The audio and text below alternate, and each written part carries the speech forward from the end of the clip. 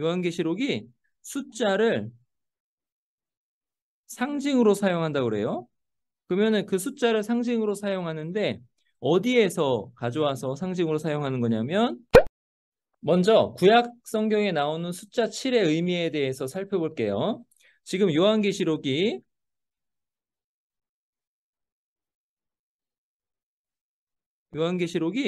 숫자를 상징으로 사용한다고 그래요. 그러면은 그 숫자를 상징으로 사용하는데 어디에서 가져와서 상징으로 사용하는 거냐면 구약에서 가져와서 이 숫자를 상징으로 사용하는 거죠. 그러면 구약에 나오는 숫자 7의 의미를 살펴보면 요한계시록에서 요 7이라는 숫자를 어떻게 사용하고 있는지를 알 수 있다는 거죠. 자, 그러면 구약에 나오는 숫자 7의 의미를 살펴볼게요. 숫자 7은요. 구약에서 그리고 또 성경 전체에서 숫자 7은 어떤 시간의 흐름을 뜻해요. 역사를 뜻한다. 시간 흐름을 뜻해요. 그리고 어떤 절기를 뜻합니다. 그리고 천체의 움직임과 연관된 때의 순환을 상징해요. 다 시간과 관련이 있죠. 그리고 특별히 이 시간과 관련이 있을 때는 천체와 관련돼요. 천체. 시간과 관련있을 때는 천체. 천체는 뭐예요? 뭐 별들 같은 거죠. 해, 달. 요 일곱이 요렇게 연결이 됩니다. 그러면 어떻게 그렇게 되는가를 볼게요. 창조의 7일을 보시면 첫째 날에 뭐가 창조가 되죠? 빛이 있으라 하셔서 빛이 창조가 됩니다. 그리고 넷째 날에 하나님께서 광명체를 창조하세요. 광명체. 그리고 일곱째 날에는 일곱째 날 자체가 제7일이잖아요. 하나님께서 일곱째 날을 안식하시는데 일곱째 날을 특별히 복 주시고 거룩하게 하십니다. 구약이 이렇게 7을 사용한다는 거예요. 그러면 광명체가 어떤 것인가를 한번 살펴볼게요. 창세기 1장에 보시면은 첫 번째는 빛이었고요. 이제 두 번째 광명체인데 어떻게 광명체가 창세기에 등장하냐면 1장에 하늘의 궁창에 광명체들이 있어라 하나님께서 말씀하시죠. 광명체들이 있어라. 그 다음에 광명체들이 하는 게 뭐예요? 낮과 밤을 나뉘게 하라 이거예요. 낮과 밤을 나뉘게 하라. 그리고 그것들로 징조와 계절과 날과 해를 이루게 하라. 자, 보세요. 광명체들이 어떻게 연결이 돼요? 시간으로 연결이 되는 거죠. 시간으로. 그리고 특별히 여기서 중요한 것은 이 말이에요. 계절이란 말인데 요거는 계절이라기보다는 절기라고 하는 게 더 맞는 말이에요. 이거를 원어로는 모아딤 이렇게 썼거든요. 이거 절기라고 나와요. 그러니까 특별히 무슨 절기냐 했을 때는 하나님을 만나는 절기다. 이렇게 되는 거예요. 그러면 보세요. 요 하늘에 있는 광명체가 시간을 나타내는데 이 시간의 흐름은 어떤 의미가 있는가 했을 때는 하나님을 만나는 의미가 있다라는 거죠. 그렇게 해서 날과 해를 이루게 하라. 그리고 여기 광명체들 또 나오는데 여기도 마오로트라고 쓴다는 거죠. 근데 이 마오로트라는 말이요. 등잔 때의 등불을 나타내는 말로 쓰이는 거예요. 똑같이. 이 광명체들이라는 말 자체가 어떤 시간을 이야기하는데 그 시간은 어떤 의미가 있는가 했을 때는 하나님을 만나는 의미가 있다라는 거죠. 절기 해가지고. 그리고 안식일을 살펴볼게요. 안식일에도 7이 딱 들어가잖아요. 창세기 2장에 하나님이 그가 하시던 일을 몇째 날에? 일곱째 날에 마치시니 일곱째 날 7일. 마치시니 그가 하시던 모든 일을 그치고 일곱째 날에 안식하시니라. 자, 하나님께서 안식하셨잖아요. 하나님께서 안식하셨다라는 의미는 어떤 의미인가요?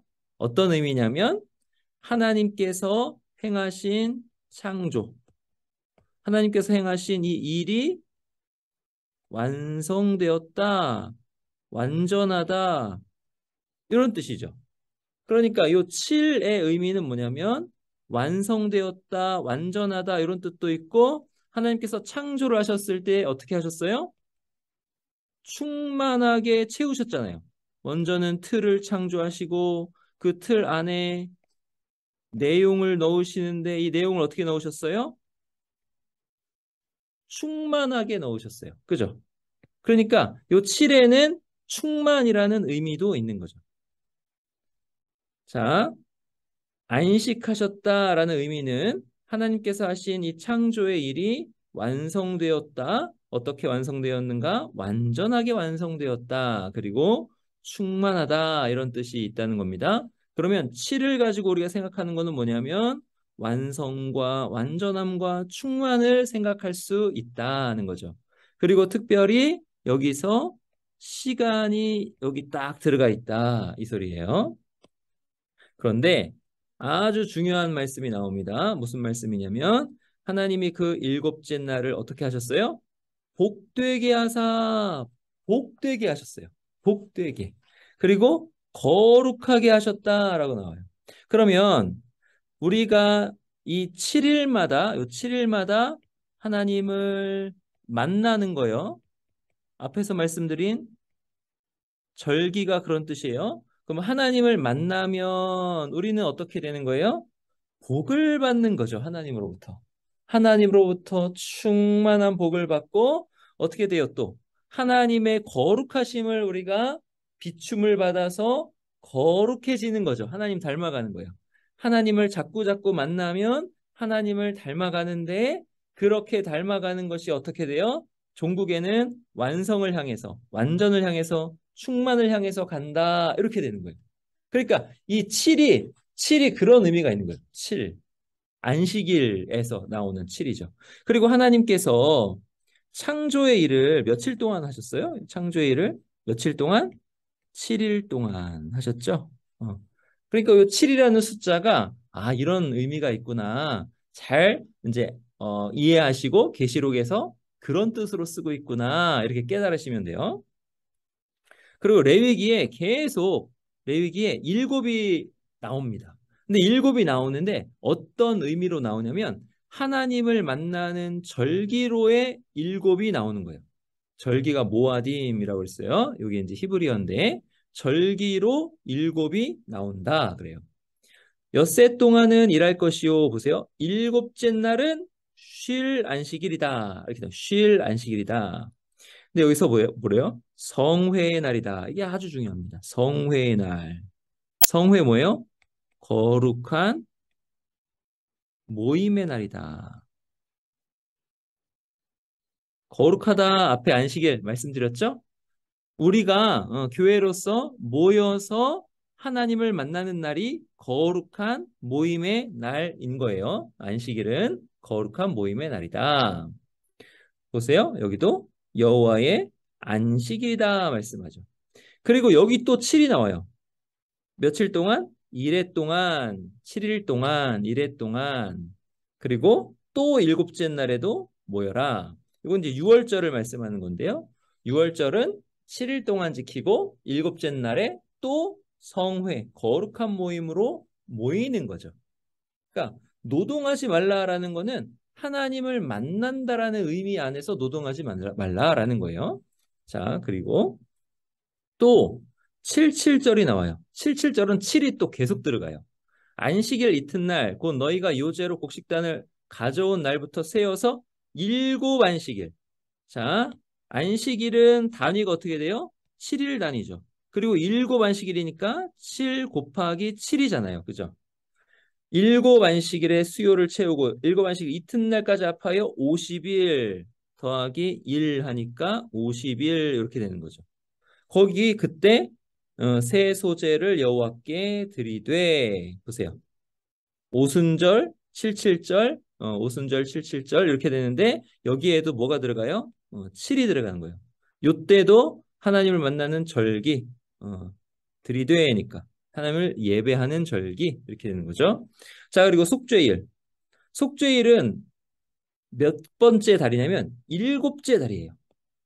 그러니까 일곱째 달에 하나님을 만나는 날이 많아요. 일곱째 달에 절기가 많아요. 속죄일이 그 중에서 아주 별표가 5개 중요한 절기예요. 속죄일. 그래서 여기도 보세요. 성회. 자, 거룩한 거룩한 모임이다. 하나님 만나는 날이다. 이렇게 되죠. 여호와께 화제를 드리고 예배를 하면서 나아가는 거죠. 그래서 지금 레위기에서 7이 계속 뭘로 나오는 거예요? 하나님을 만나는 절기로 나오는 거죠. 또 보세요. 일곱째 달에 또 절기가 있어요. 초막절이 있죠. 초막절. 15째 날은 초막절이다. 여기도 며칠 동안? 1회 동안, 7일 동안. 그래서 매년 초막절마다 7일 동안 여호와께 이 절기를 지켜라 라고 하는 거예요. 그리고 몇째 달에 지키래요? 일곱째 달에 지켜라. 그러니까 7, 일곱째 달에 대속죄일도 있고 속죄일도 있고 초막절도 있고 이래 동안 초막에 거주하라. 이때 초막에 거주하면서 뭐 할까요? 하나님의 은혜를 생각하는데 특별히 무슨 은혜를 생각하냐면 구원의 은혜를 생각하는 거예요. 어디로부터의 구원? 애굽으로부터의 구원. 애굽으로부터의 구원을 생각하는 날이 초막절인 거죠. 그러면 애굽으로부터의 구원은 뭘 뜻해요? 애굽으로부터의 구원은 우리의 구원을 뜻하는 거죠.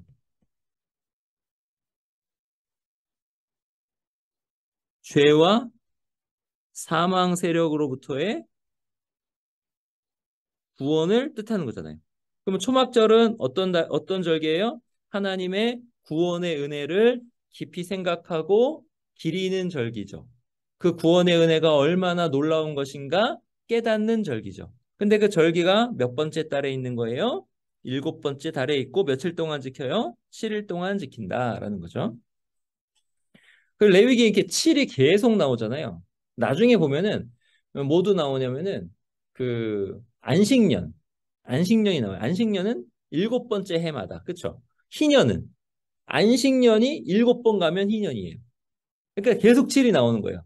근데 레위기에 또 7이 나오는데 7이 한쪽으로는 레위기의 7이 한쪽으로는 하나님 만남으로 복이에요. 거룩. 이게 7 한쪽으로는 다른 한쪽으로는 하나님 만남인데 저주예요. 저주를 받고 재앙을 받는 거예요. 그러니까 하나님을 만나는데 하나님께서 정하신 대로 만나면은 복과 거룩인데 하나님을 만나는데 하나님을 배반하고 하나님께서 정하신 대로가 아니라 우리 힘이나 우리 뜻대로 만나거나 우리 우리 뜻대로 언약을 배반하는 그런 일들을 하는 그런 것 그렇게 하나님을 만나면 저주요 재앙이다라고 하는 거죠. 그러니까 요 레위기에서 일곱이 하나님의 진노의 맥락에도 쓰인다. 이것이 나중에 요한계시록에서 일곱인, 일곱 나팔, 일곱 대접 이렇게 재앙의 시리즈가 나오잖아요. 이렇게 연결이 되는 거예요. 레위기 26장 보시면 확인해 보시면 보세요. 너희의 죄로 말미암아 내가 너희를 7배나 더 징벌하리라. 18장에 말씀하죠. 21장에 또 내가 너희 죄대로 너희에게 7배나 더 재앙을 내리고 7배. 7배. 여기 나오죠. 자, 그다음 너희 죄로 말미암아 24절이에요. 너희를 7배나 더 치리라. 7배. 너희 죄로 말미암아 28절에도 7배나 더 징벌하니 7배. 계속 뭐가 나와요? 7이 나옵니다. 그럼 7이 계속 어떻게 나왔냐면 앞에서는 광명체가 또 연결이 돼 있고, 그 다음에 안식일이 연결이 돼 있고, 그렇죠? 어떤 7이라는 시간, 주기 이런 게 연결돼 있고, 하나님을 만남 이게 다 7이에요. 7. 근데 요렇게 시간 주기로 나오면서 뭐가 또 나오냐면 재앙이 또 여 안에 있는 거죠. 재앙.